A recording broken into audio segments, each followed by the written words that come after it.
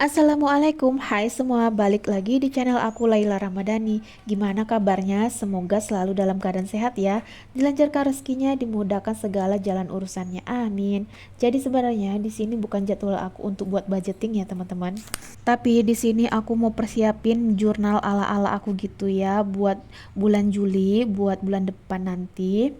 Sekalian aku juga mau sharing buku yang aku beli 2 minggu yang lalu. Ini sebenarnya udah lama, cuman baru aku nampain ke kalian ya teman-teman. Teman-teman yang baru bergabung, selamat datang di channel aku. Salam kenal, kalian bisa komen dari mana aja. Di sini aku bukan pakar keuangan ataupun ahli keuangan, bukan ya. Aku cuma sharing aja dan aku juga masih belajar tentang keuangan. Nah, jadi di sini aku mau sharing tentang aset dan liabilitas, teman-teman. Soalnya ada yang komen kalau rumah dan kendaraan itu adalah aset kalau dibeli secara cash. Oke, aku paham ya, teman-teman. Aku juga dulu mikirnya begitu, tapi setelah baca buku Rich Dad Poor Dad ini tuh memang membantah semua mindset orang-orang kalau rumah dan kendaraan itu adalah aset. Buat kakaknya yang komen kalau rumah dan kendaraan itu aset, coba deh kakak baca buku Rich Dad Poor Dad. Ini tuh memang tentang kisah pola pikir ayah yang kaya dan pola pikir ayah yang miskin. Jadi buku ini tuh menceritakan kisah nyata Robert Kiyosaki yang menantang cara berpikir puluhan juta orang di seluruh dunia tentang uang. Nah, jadi teman-teman, di sini aku nggak ada maksud untuk jualan buku, tapi aku hanya cuma kasih informasi yang memang real. Kalau kalian emang nggak percaya sama buku ini, ya itu terserah kalian. Nggak ada salahnya loh kalau kalian membaca untuk investasi leher ke atas.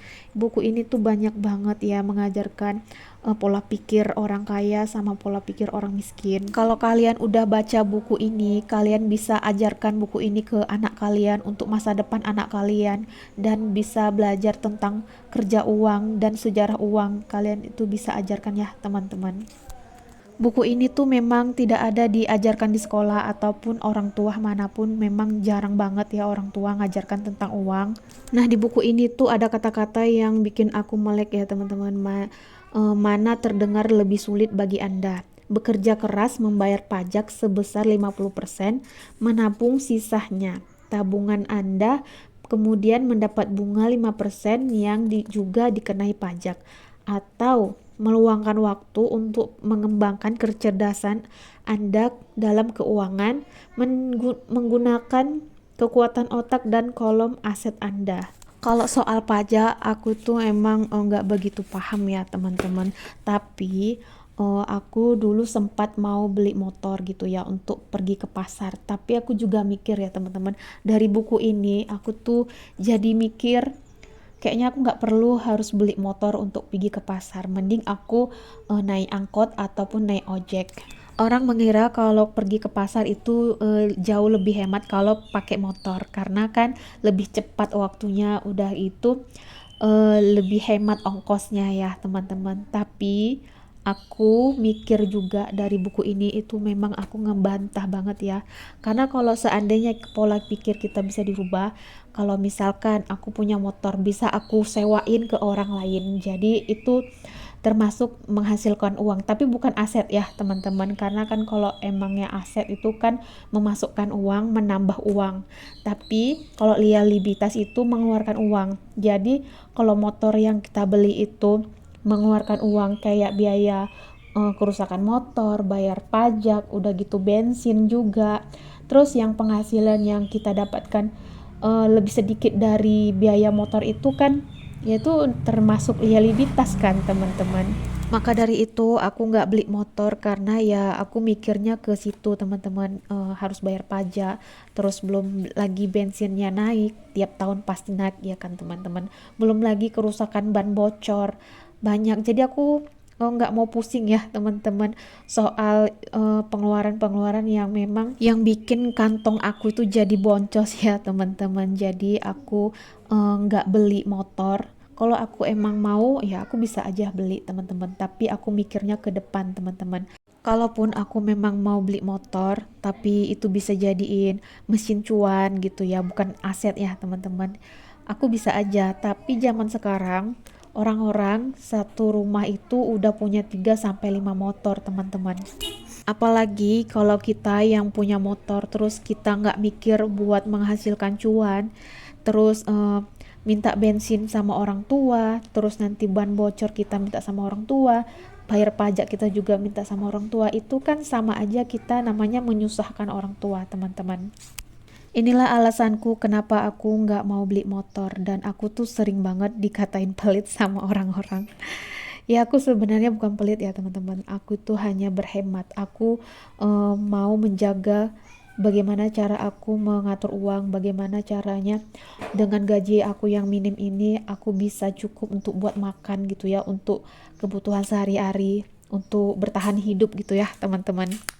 Ya emang sih kalau kemana-mana itu harus jalan kaki, udah gitu naik angkot kemana-mana harus naik ojek online. Tapi disitulah kesabaran kita diuji ya teman-teman. Warren Buffett pernah berkata, orang yang gak sabaran itu tertarik dengan uang, tapi nyatanya uang itu tertarik sama orang yang sabar. Jadi teringat di buku The Psychology of Money, di sini tuh diceritakan seorang investor terkaya nomor satu di dunia. Pasti kalian tahu dia siapa? Iya, dia adalah Warren Buffett. Di usianya yang ke-60, dia punya harta 84, miliar USD. Masya Allah, nggak kebayang ya gimana banyaknya uang 84,5 miliar dolar. Sejak kecil di usianya yang 11 tahun, Warren Buffett itu membeli saham sampai di usianya 60 tahun. Dia itu nggak investasi di usianya ke 60 karena memang dia mau fokus ke cucunya dan bermain golf. Pertama kali dia beli saham itu dia beli saham perminyakan, dia beli 6 slot saham dan dia bagi ke kakaknya 3 slot dan dia 3 slot. Nah, jadi sekitar 4 atau 5 bulan dia beli saham, sahamnya itu turun dan kakaknya itu marah-marah sama Warren Buffett. Lalu Warren Buffett menenangkan kakaknya, dibilang tenang aja, ini bakalan naik beneran. 5 atau 6 bulan selanjutnya sahamnya itu naik teman-teman, dan dia mendapatkan keuntungan 20% teman-teman dari sahamnya karena dia beli saham itu 25 USD kalau nggak salah ya teman-teman. Aku juga nggak ingat banget. Kita tidak perlu juga kayak Warren Buffett, tapi setidaknya kita tahu dasar investasi itu seperti apa. Investasi itu bukan untuk cepat-cepat kaya ya teman-teman, melainkan untuk menyelamatkan uang kita dari inflasi. Dari buku The Psychology of Money, aku menyimpulkan waktu adalah yang paling berharga. Buat kalian yang belum berkeluarga, kalian jangan sia-siain waktu kalian. Coba kalian belajar mengatur keuangan, lalu kalian investasikan uang kalian ke saham, ke emas, atau ke reksadana, ke obligasi, kemana aja yang kalian pahamin ya teman-teman. Tapi sebelum kalian memulai investasi, kalian harus dulu punya 10 juta di rekening atau di mana di yang kalian memang aman gitu ya.